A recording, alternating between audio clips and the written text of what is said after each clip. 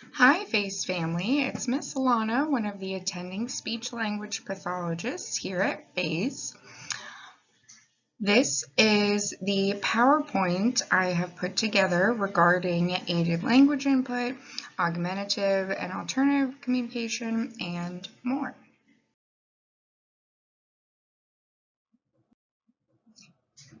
For those of you who know me, you know I love a good disclaimer. So just to reiterate, this PowerPoint is meant to be an introduction to guiding principles related to augmentative and alternative communication, particularly the science of how we support that here at FACE.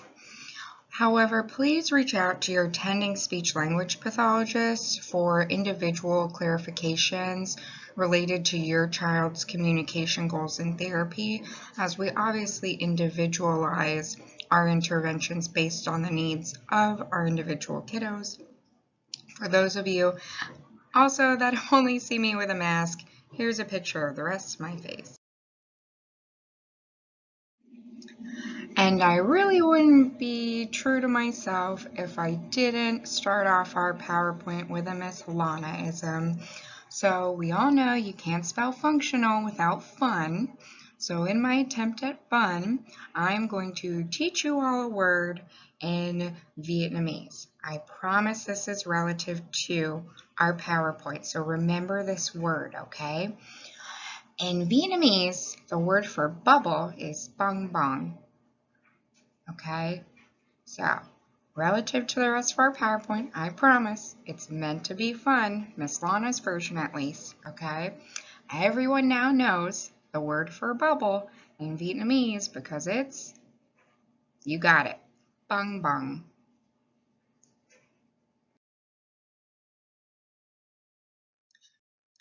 So the actual objective for this PowerPoint is to answer the following and provide you information on the following. So the first question I have here is, what is AAC? The second question is, what are core words? The third main point is how to effectively accomplish robust language input. And the fourth and last point here is typical language development.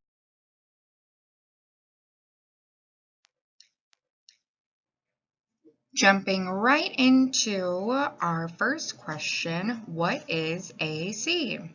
AAC stands for Augmentative and Alternative Communication. As its name suggests, it may be an alternate form of communication, such as in the absence of verbal speech, or it may be something used to augment or expand verbal communication, like sentence strips to expand sentence length. Low-tech AAC is as it sounds. It's a form of AAC that does not require electricity. It can be sign language, picture exchange, core boards. There's many examples. High-tech AAC is, again as it sounds, any form of AAC that utilizes high-tech electricity. High-tech AAC can resolve physical access issues. So for kiddos that have more physical disabilities, not being able to utilize their hands, it provides many options for communication. Your occupational therapist, if this is relevant to you, it's very helpful in this area. Another acronym you'll see relative to AAC is SGD. So that stands for a speech generating device. So here at FACE, they were kind enough to purchase the TouchChat app, which we have set up in the classrooms, which comes with various voices that will say the words as they are accessed. I'll talk more about that later.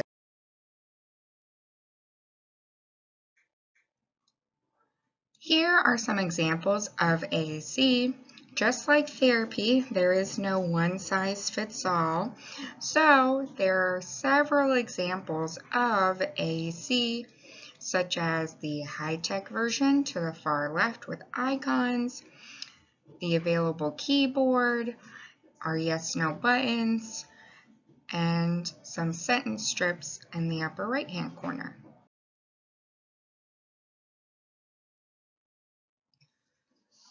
So I've kept it light pretty far, But again, for those of you that know me, you know I'm not one for short-winded answers, especially if it's something I'm excited about.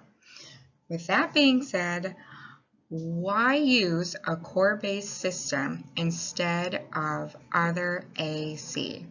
So here's a topic I will expand upon more, but I felt this excerpt from a text by Buchelman, Miranda, and Buchelman really illustrates the importance of using a core-based system and why we do that here at FACE. I'll start by reading the quotes and then I'll share a metaphor with you all. It is also important that interventions start at the individual's level of social communication and cognitive development to build on skills in a natural developmental progression. A number of researchers have demonstrated that the developmental profiles of children with autism spectrum disorder, unlike those found in individuals with intellectual disabilities, are characterized by an uneven distribution of skills. This information has direct implications for AAC interventions because it is important to gear such interventions to the person's social and linguistic abilities rather than their object abilities. For example, manual sign or other formalized communication systems are often recommended for individuals with autism who do not speak. This recommendation presumes that the problem is simply a lack of output mode and that communicative intent or language is intact.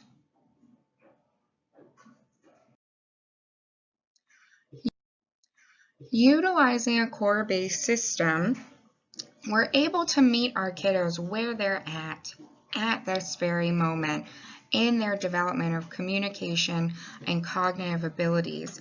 And particularly, we're able to be responsive to their linguistic abilities rather than their object abilities. So as an example, many of our kiddos are so gifted in things that I could only imagine having an understanding of, right?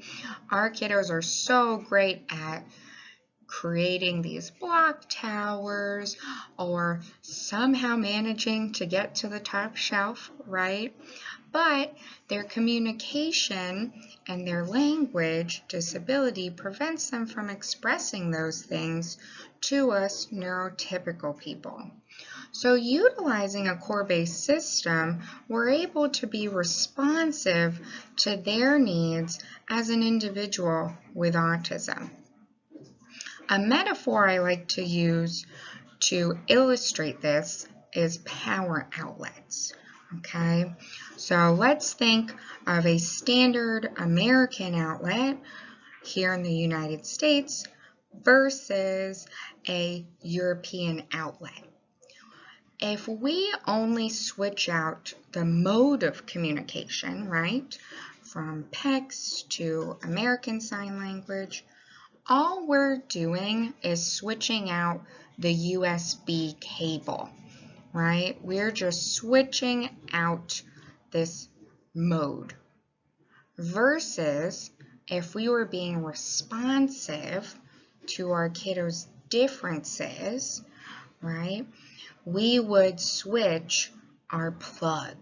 We would switch our plug to be responsive instead of trying to make our standard American outlets from the United States try to squeeze in those European plugs.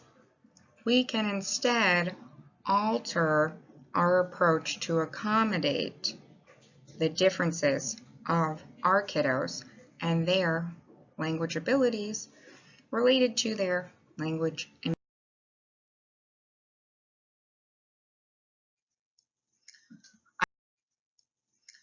I know what you're thinking. Okay, Miss Lana, that's great.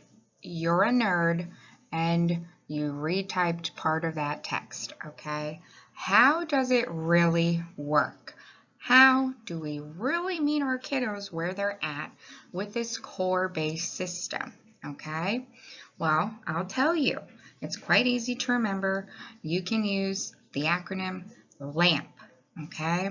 So LAMP is also an application available in the iTunes store, but most importantly, the people whose names are listed here, they put together this approach.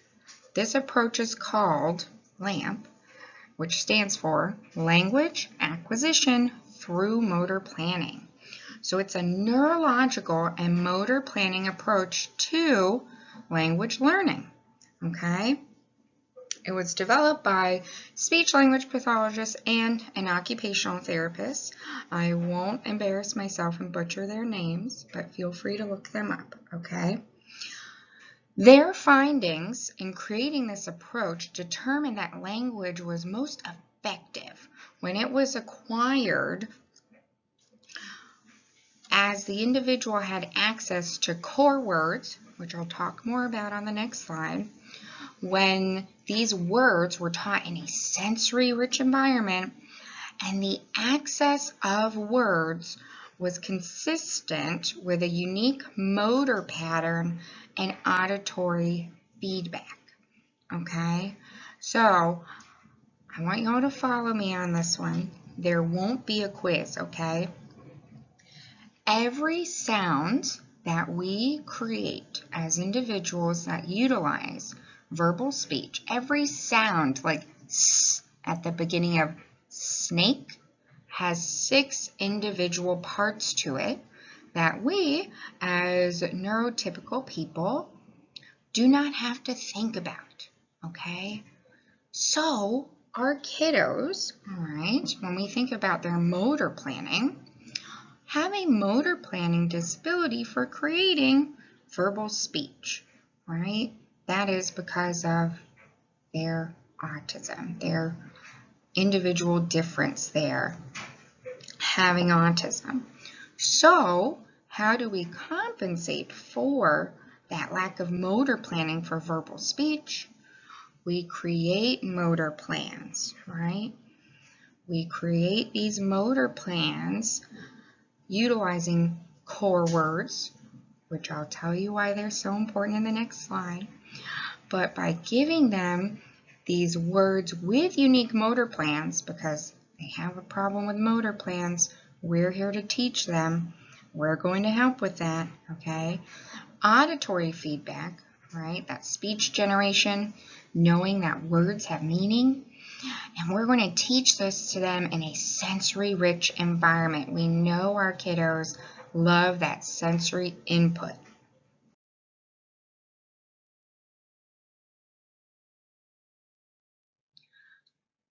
This approach actually utilizes the relative strengths of our kiddos with autism because it feeds into their visual learning, right? So having those various levels of AAC available from that example slide, be it a laminated core board or a high-tech device like a tablet or an iPad, we feed into their strengths needing this level of sensory input, touching a button, hearing a sound, and their desire for structure, right? Our kiddos love structure. They love when things are predictable. They like knowing first this, then this, right? They want to know first work, then that tablet is definitely coming, right? We love structure here at base. So it only makes sense that the science we use is relative to the strengths of our kiddos, right? Another caveat I have at the bottom here is motor planning versus scanning, right? This motor plan, making things quote unquote easy, okay, having a consistent motor plan, knowing that want is always on this space on our page, okay, knowing that want, that word means we're trying to get something, okay, having that be consistent instead of adding a layer, like looking for an icon around the house or on the front of a book, eliminates that additional step and provides a more teachable moment without additional demands or steps required of our kiddos who are trying to learn language.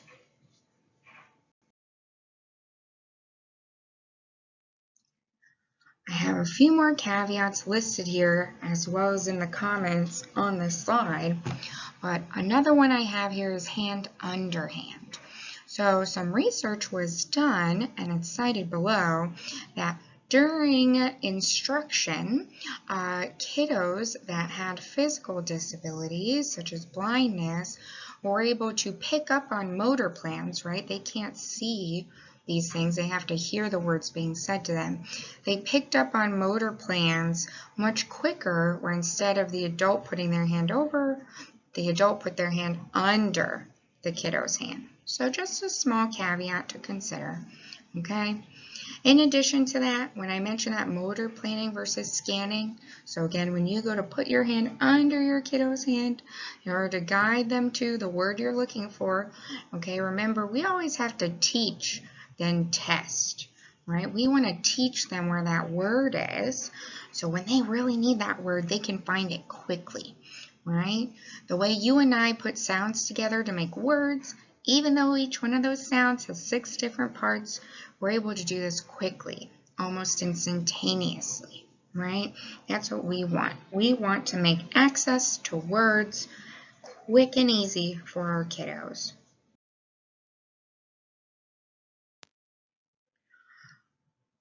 Core vocab. Now, I know you're thinking, if I had $1 for every time Miss Lana said core vocabulary, you would definitely have more dollars than me right now, okay? But with that being said, core vocabulary, I truly can't say enough about it because it's so important and it is so helpful for our kiddos. And actually, it's necessary for all of us because core vocabulary, that's vocabulary that we all use in some statistics at about 80% of our conversations. Up to 80% of our conversations are made of these groups of words. So looking at our Yoda here, do or do not, there is no try, are all core words. Those are all core words. Core vocabulary words are used in a variety of contexts.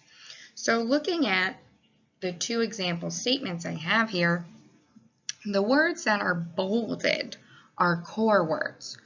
I did not do the laundry. Laundry is the only word that isn't a core word. It's a fringe word. That statement is also true. Core words support natural language development. So one of the researchers here, Banerjee, who has a lot of research in language acquisition, so the development of language, okay, discovered that toddlers' first words were primarily core words like more, want, and that these words persisted as their vocabulary grew. So even though these words more and want were among their first words, these words stuck around. They were here to stay. So splitting hairs here, there's general core versus personal core.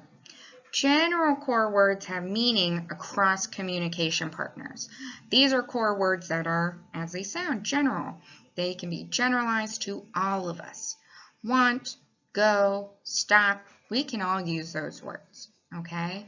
Versus personal core words that we use regularly that are important to us as individuals. For some of our kiddos, it might be bubbles, that word we all know in Vietnamese, okay? It might be iPod. For me, it would be Instagram.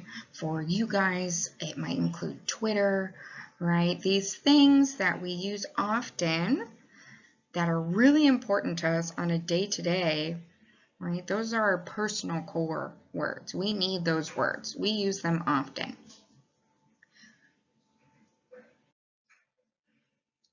So what are those words that aren't core words? simply their fringe vocabulary. Fringe vocabulary is still very important, okay? The issue with fringe vocabulary is that it requires an explicit context in order to utilize appropriately. As an example, that word laundry. When I am talking to my nephew about how he's doing in his online classes, I don't really have a function for the word laundry, right?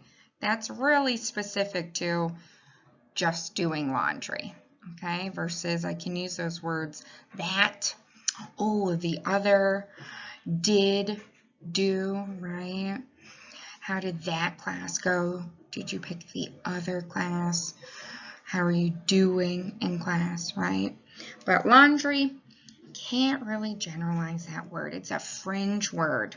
It is specific to one thing only, and one thing I really try to avoid. So, laundry, fringe vocabulary. Very specific, sometimes very avoided. Gee, who would have guessed more on core vocabulary? Okay, but I really do appreciate that the individuals at Practical AAC, which is linked below in these comments, put together this side-by-side of general core vocabulary versus fringe vocabulary.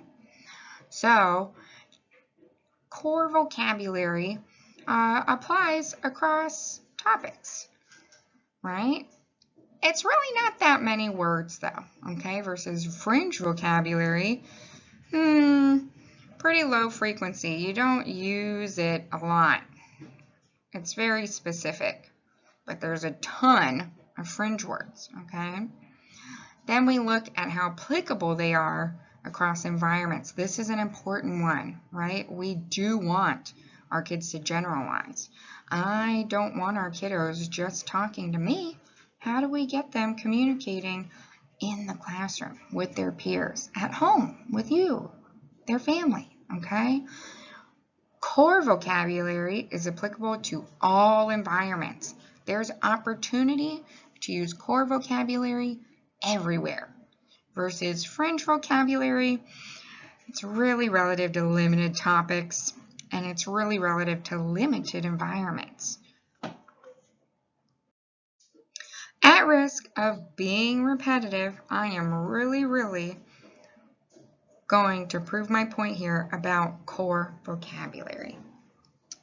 So that researcher Banerjee and their constituents came up with various vocabulary lists. So this is one of their lists, and here are the 22 core words that they pulled out of their list regarding toddlers and their communication development. Here is another list of first words. This list has core words as well as some fringe words. This list, as you can see at the top, was based off the Rossetti Infant Toddler Language Scale, which is a standardized assessment that is often utilized in early intervention. That's where these words came from. This table I got from the researcher Brown and constituents. This table is relative to language development when we start utilizing syntax. So by that, I mean how language develops into sentences, right? From first words to early sentences, combinations of words to provide detail and meaning and more communicative intent. I went ahead and broke apart those lists I showed you previously and circled the words that showed up in Brown's table, that researcher that really paved the path for how we start to put words together into sentences, okay? So here we have our core words circled in red, then we have our fringe words circled in yellow. Now, thinking about that list I had before, where I circled the words relative to Brown's chart, if we look at the amount of core words that are used, okay, in sentence development, right?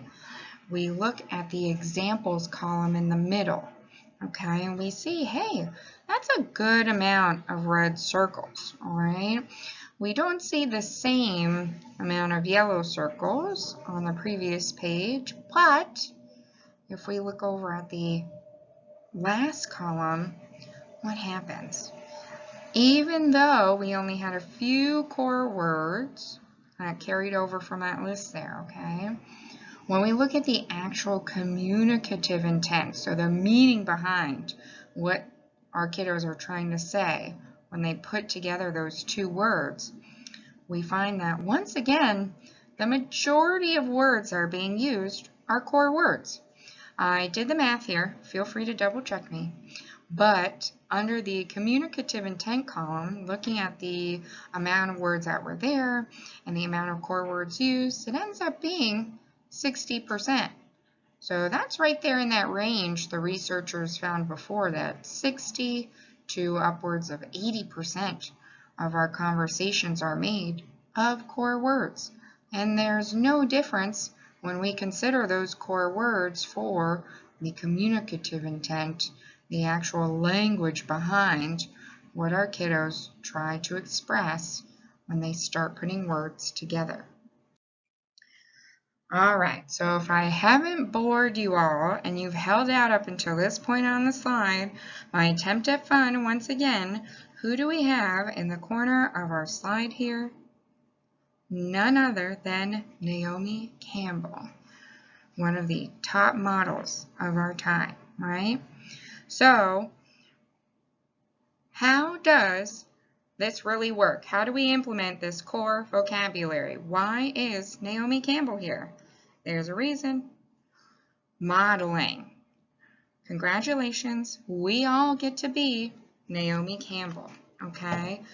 The way it works is we have to model it, right?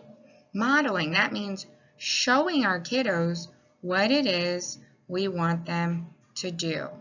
Modeling, that's what modeling is, okay? One of my Miss Lanaisms, I used to teach this concept of modeling is demo do. Anything we want our kiddos to do, we have to demo first, okay? As I go about making any comment, I utilize my core board to facilitate that language input. I can point to the icons. I go eat. Miss Lana will go for a cheese plate tonight. I like it. The laundry thing was true, but the cheese plate, unfortunately, I don't think it's going to happen tonight.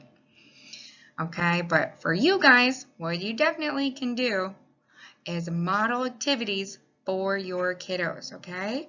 When blowing bubbles, I can do it. Mom blows the bubbles. You do it. Now it's our kiddos' turn. Hands-on modeling. We are hands-on Naomi Campbell. Our kiddos with autism have impaired mirror neuron pathways. So mirror neurons are our monkey see, monkey do cells, right? So researchers from the University of California in San Diego found that for verbal children that have autism, their deficit in motor neuron function still had an effect on their acquisition of language, particularly the higher cognitive processes of language like idioms, right? An apple a day keeps the doctor away. So that hallmark of autism, having a deficit in mirror neuron function, okay, if we want to be responsive to that for our kiddos, we have to provide more. More is more. More modeling. More accessing language the way that we expect them to access language. Demo, do.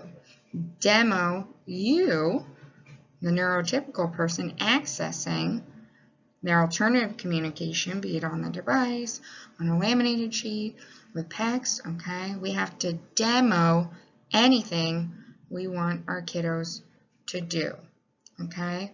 We could simply just hand under hand provide input on the core board while commenting on activities that we're doing for fun already, okay? Teachable moments. Demo, do. So here are some additional considerations as to why I keep harping on and on about core words and core vocabulary, okay? Nouns are important. Some of our kids really do function off of Skittles. I myself need coffee, right? Nouns are important. But if we do not focus on core words, specifically verbs like want, go, finished, eat, our kiddos are less likely to follow a commensurate development of language as compared to peers with similar language abilities.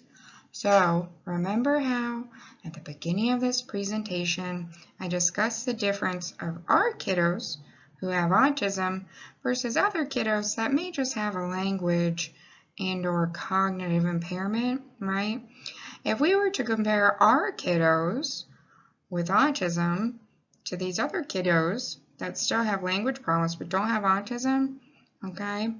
If we don't explicitly teach our kiddos core words, there's just a statistical likelihood that they will not pick up the amount of language that those other kiddos with language impairments but without autism will.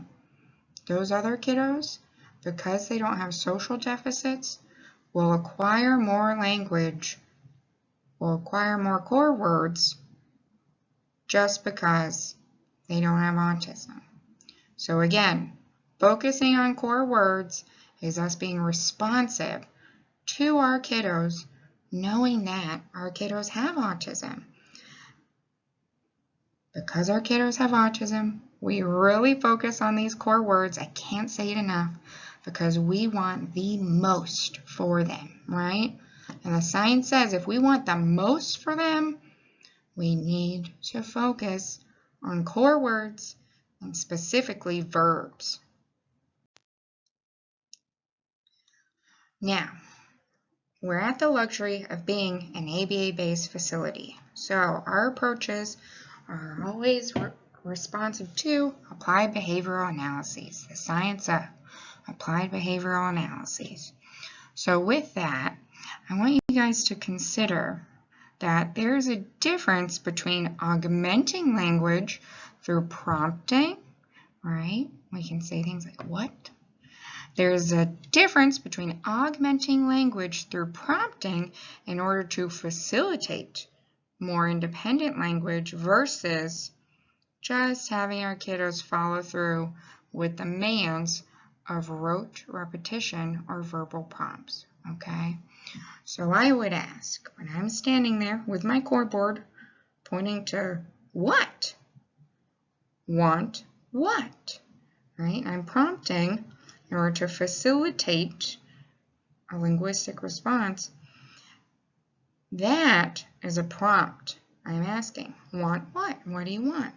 Versus just having our kids follow directions, and the direction being, say want. We haven't taught them that communicative intent. We haven't taught them requesting, okay? We've taught them following directions, say want, results in getting Skittles, okay? So we've taught an exchange, but we haven't really taught requesting. We haven't taught a level of independence as to how we use our words. Now, for our kiddos who are already ingrained in alternative communication, who have their SGDs, okay, I implore you all to consider the words that are unavailable. How can they be described using core words before just throwing out a whole new word, right? Our kiddos are still acquiring language. So how can we integrate these core words into lessons that include fringe words, right? As an example, bumpy, right? We can run our fingers across the bubble wrap and say, oh, like up, down, right? Bumpy. It's like, there's that core word, up, down, right? That's what bumpy is like, okay? The reason we want to do this, right? Remember, we want the most for our kids, the most language. That's because our goal here, okay, is quality. We need quantity and quality. We need snug, the end-all goal, snug. Spontaneous, novel, utterance, generation. I know go, I can go, I like go, versus butterfly banana, right?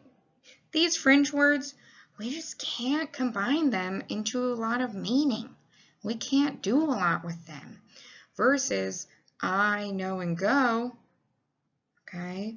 We can use those to create these multiple communicative intents. So when I say communicative intent, what do I really mean? I mean the functions of our communication. So again, us being an ABA-based facility, we know that all behaviors have a desired consequence, a desired function. For some of our kiddos, it's to avoid work. For some of our kiddos, it's to access the goodies like Skittles or the tablet, right? We have functions to our communication. Generally, there's about 15 odd functions. At least those are the ones that are provided picture examples here, okay? So we have to think to ourselves, if there's all these functions of communication, we need words that translate across these functions, right? Our kids need to say more than want. They need more than just requests. Sometimes our kids no want, right? They refuse. They outright do not want to do that, okay? These functions of communication, okay? How do we motivate our kiddos to communicate? Not all of our kiddos are easy to motivate. Not all of them have these very, very highly preferred things all the time they want to request for. Lucky for me, I've already found out that a lot of our kids don't want to do more work. So having that option to refuse and to say no is not only important because it means that they don't want that, okay? No, Miss Lana, no, read a book, okay? But no also can direct someone's actions, right? Miss Lana, do not start singing. It is not your day job, okay? No, stop singing, okay? Now we provided our kiddos control over their environment and what's happening throughout their day, aside from just accessing things that they may or may not want at the time we are offering it. So, once again, how do we get our kiddos to be these independent communicators with all of these communicative functions? Well, if you were to take a look in our upper right-hand corner, who do we have? Miss Tyra. We once again all get to be models. Congratulations. Great communicators have even better models, okay? Demo, do. Anything we want our kiddos to do, we have to demo it first. So using these applied behavioral analyses principles, we can take the science of language development, we can take the science of ABA in that milieu teaching, okay, and break it up into 4 what I consider easy steps, okay? So number 1, who would have guessed? We are all models. We need that aided language input. So what do I mean by that? Demo. Demo, demo, demo. Demo. We are all going to model access to the core words, access to the textbook, where we get our core words perhaps, access to the core board that has the exchange icons available. Okay, we are going to demo. Anything we want our kids to do, demo it first. Have I said it enough yet? Number 2, keeping up with MANs. Now this is truly the core of core words and function. All right, so what do I mean by that? This right here is the motivator. This is what proves that words have function. When I say keeping up with MANs, MAND is like a demand, I mean even if our kiddo says eat 100 times in the day, we need to respond to their verbal communication. In this case, alternative verbal communication. When they hand us that eat icon for the 10th time in 10 minutes, right? We need to respond. And good thing we have our core words. Thank you. We provide that praise. Maybe an elbow bump, right? No eat. We have to wait until later, right? But we acknowledge that they're using their words. That's a good thing. We want to keep up with their demands. We want to acknowledge the things they're asking for. Give it to them if you can. Okay, give it to them as much as you can, as long as it's appropriate. Okay, but we want to acknowledge them using their words, even if they aren't even using quite the right word. Okay, if they're using language, we still want to reward them. Oh, good try using your words. I know you want to eat. No, eat right now. Lunch is later. Cookies are for later. Sorry. Step 3, time delay. So this is based on the science of spaced retrieval, okay? Another way to think about this is practice makes perfect. And it's true, right? Not only do our kiddos need a lot of demoing, they need a lot of practice. We don't always want to have to immediately ask them, eat, right? Do you want this cookie? But we want them to know to grab that icon and to give it to us over an increased period of time. Maybe we have to hand under hand, find the icon with them in order for them to get to eat the cookie. Maybe we wait 30 seconds and try it again without doing hand under hand. Maybe then we try after a minute. Try not to do hand under hand, right? These time periods might start very short, but ideally we want to increase these periods of time until maybe they don't need hand under hand or those physical touch tactile prompts anymore because they've been able to practice that motor plane and skills so many times. Practice makes perfect, yet they just remember to do these things across a period of time. Number 4, incidental teaching, the end-all goal. The power of enticing, okay? We don't always want to verbally prompt. We want our kiddos to be independent. I cannot emphasize this enough. We want our kiddos to express themselves without waiting on us to say something first, okay? Enticing. How are we going to entice our kiddos?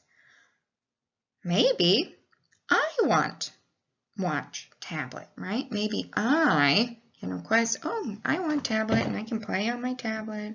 It is so fun. And our kiddo really wants the tablet. Okay, I just modeled access to the icons. Instead of verbally prompting them, maybe I can just gesture over to their screen or their book, okay? We don't want to reinforce these already atypical things like rote repetition or scripting, kiddos just interrupting and repeating us, okay? We want to give them the tools that get them closer to being more independent, okay? Another thing I really want you all to consider is that these goals we have in therapy, right? Maybe we want them using these 5 words by the end of their IP period. Maybe we want them putting a certain amount of words together. Acceptable phrases, things that our kiddos are doing for the therapist, us, me, okay, versus you, the parent, at home, a totally different place, okay? It might be different. They might need to relearn some things that they're doing quite well in therapy, okay? We just need language. We need functional language, and we want to offer language that helps our kiddos become more independent. Now, if I haven't sold you guys on core words by just being the nerd that I am, I'm going to have to scare you into it, because there are indeed some really scary facts regarding language development. Looking at these facts, we know that there's this phenomena called the 30 million word gap, okay? The 30 million word gap happened when neurotypical children were found already at an achievement gap, not because of language impairment or any level of cognitive impairment actually, but because of their socioeconomic status. Their lack of money, unfortunately, reduced the orthographic, the written print exposure. These kids just didn't have the luxury of having as many books in their home. So if we look at the 30 million word gap, the achievement gap, that's this first chart up here on the right, we can see that on this graph, the achievement gap starts really early, okay? This is for kids as young as a year who are neurotypical. They're already at risk of reduced achievement because they just don't have access to reading materials. Don't worry though, it wouldn't be very Miss Fauna of me if I didn't point out a problem that I feel I already have a solution to. So even though this is a very unfortunate reality, if we look at the graph underneath, or the table rather, a minimal increase in reading resulted in exponential exposure to text. So even though our kiddos might start off at a disadvantage and might not have a lot, if we consistently make these small changes, it has an explosive and positive effect. Looking at the chart at the bottom here, and looking at the amount of time kiddos spent reading books outside of school, and just adding 10 minutes of reading, those kiddos that were at the very bottom, in the bottom 20th percentile, so that means if they're in the bottom 20th percentile, that around 80% of kids that they could be measured against would do better, okay? So that bottom 20th percentile, that group of kids, by just increasing those 10 minutes, they saw a 1,429% increase in word exposure, okay?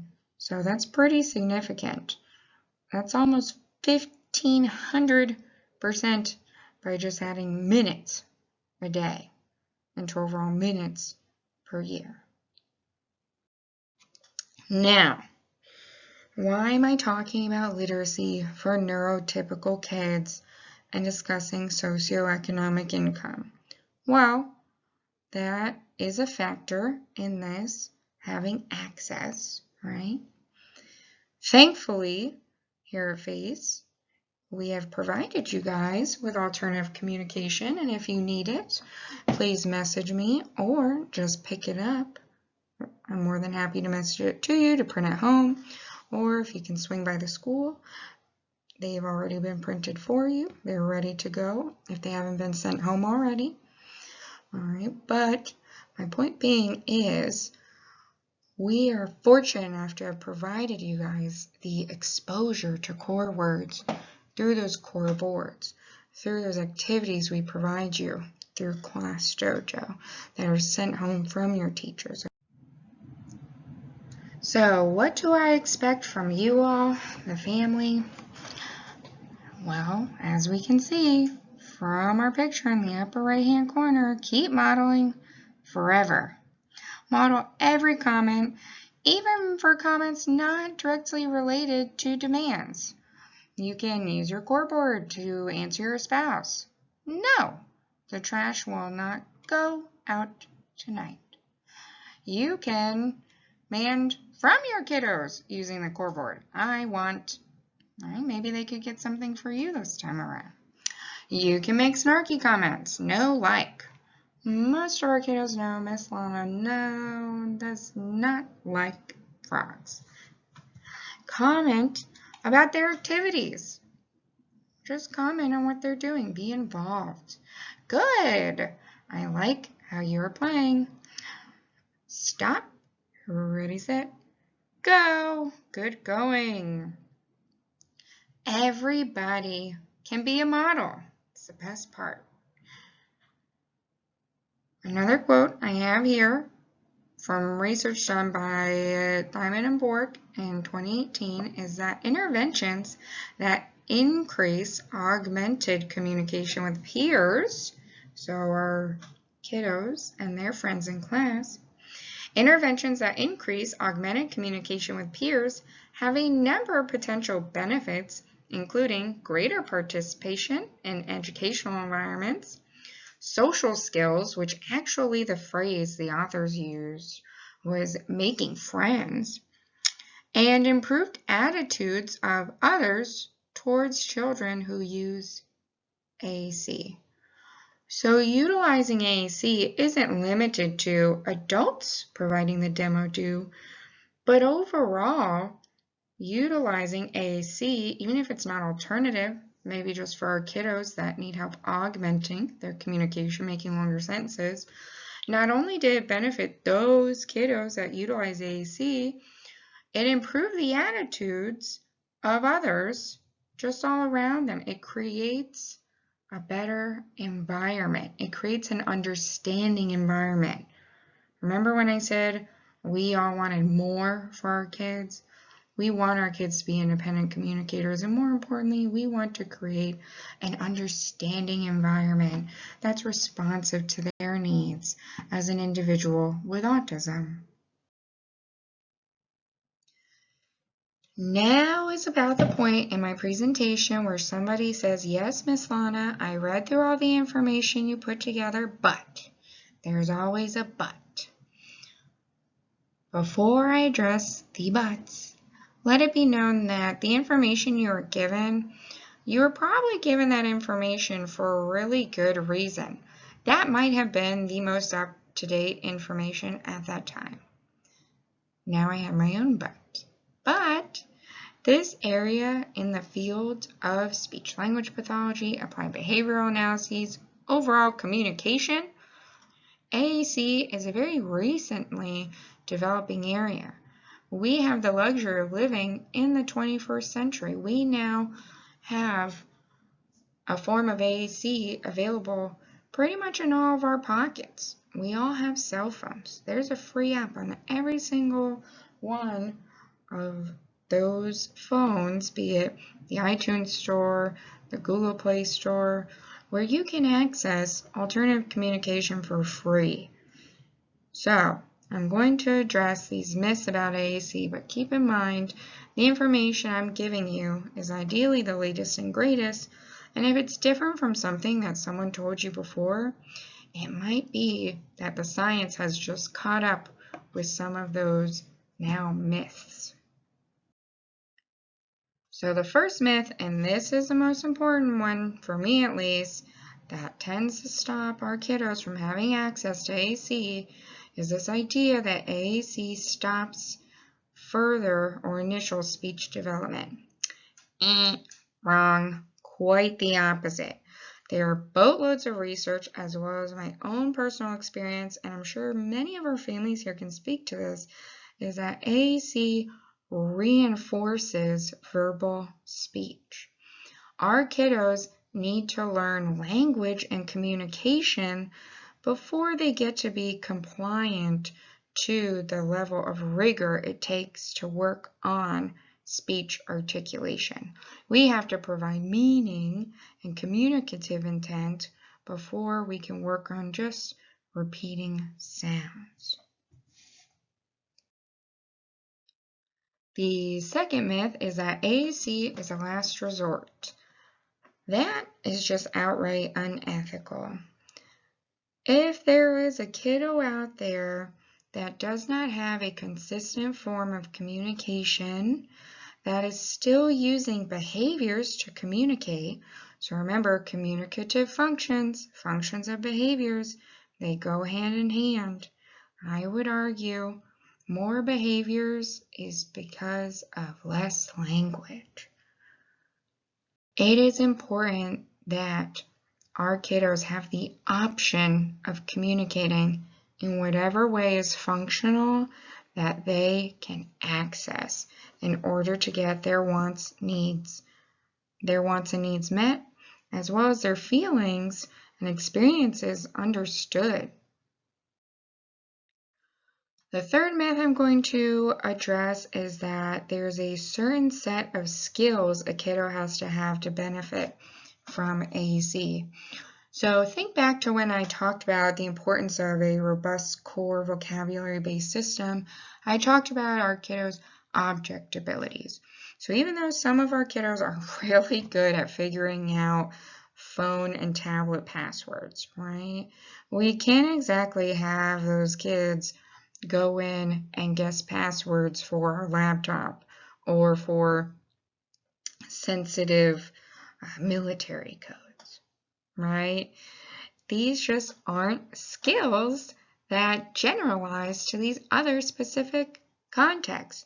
So considering these quote-unquote prerequisite skills, even though our kiddos might not necessarily look back and forth between a group of 4, 5, 6, 10 pictures, if we follow that science-based language acquisition through motor planning, and we offer them robust language with lots of communicative intent, those prerequisite skills are just all part of the learning process, and they're learning them in a context, the context here being communication, the context that's important.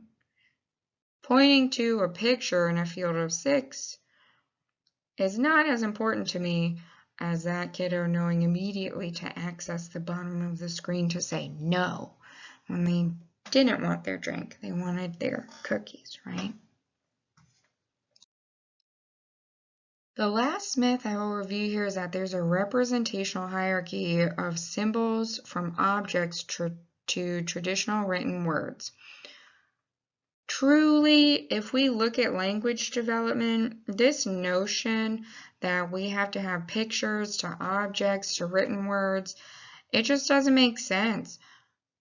How neurotypical development is for children, as well as the development of written words in various languages like Mandarin Chinese, which uses characters, which essentially are a symbol. There's no representational hierarchy of these various symbols to objects to the written representation.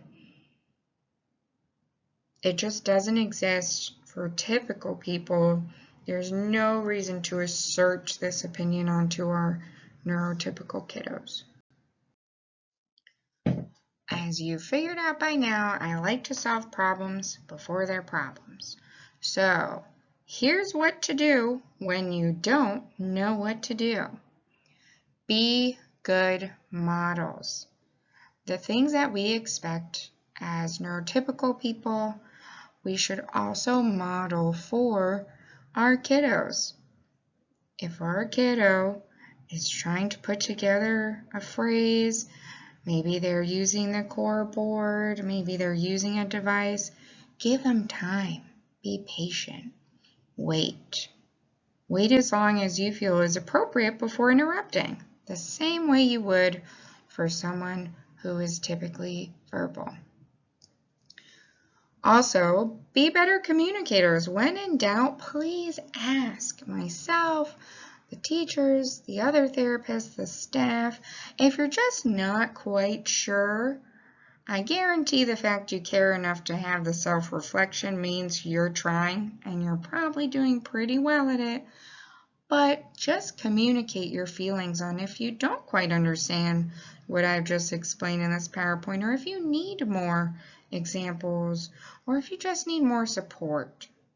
That's what we're here for. The third point, which I will emphasize, is language isn't always a task. We have to teach, then test. We tend to test our kiddos on their expression of language a lot, and we don't take a lot of time investing in the fun portion of functional. Make comments, play games, do all these fun things with your kiddos while modeling access to alternative communication. What to do when you don't know what to do? Model some more. Okay, model, model, model, and model some more. We know that more is more. The more exposure our kiddos get to these core words, the more likely they are to acquire them and acquire them appropriately. I'm going to go ahead and read the excerpt I've included at the bottom of this slide.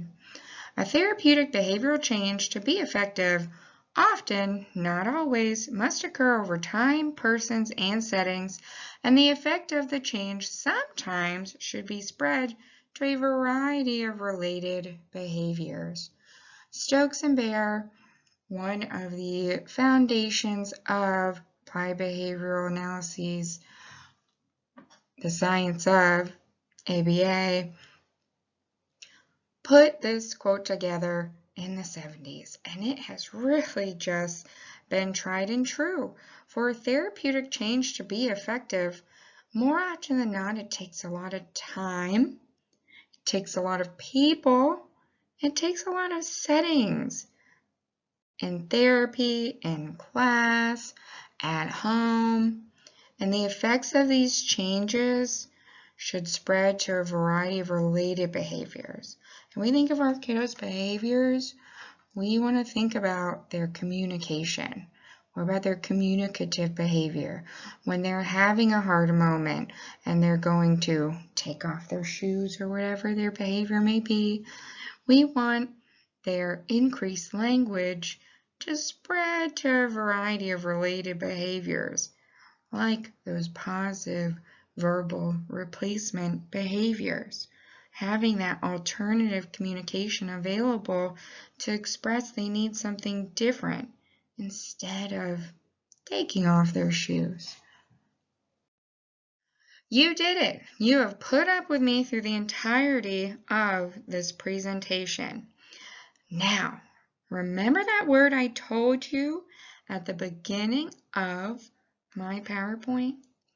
Well, let's think about core words versus fringe words.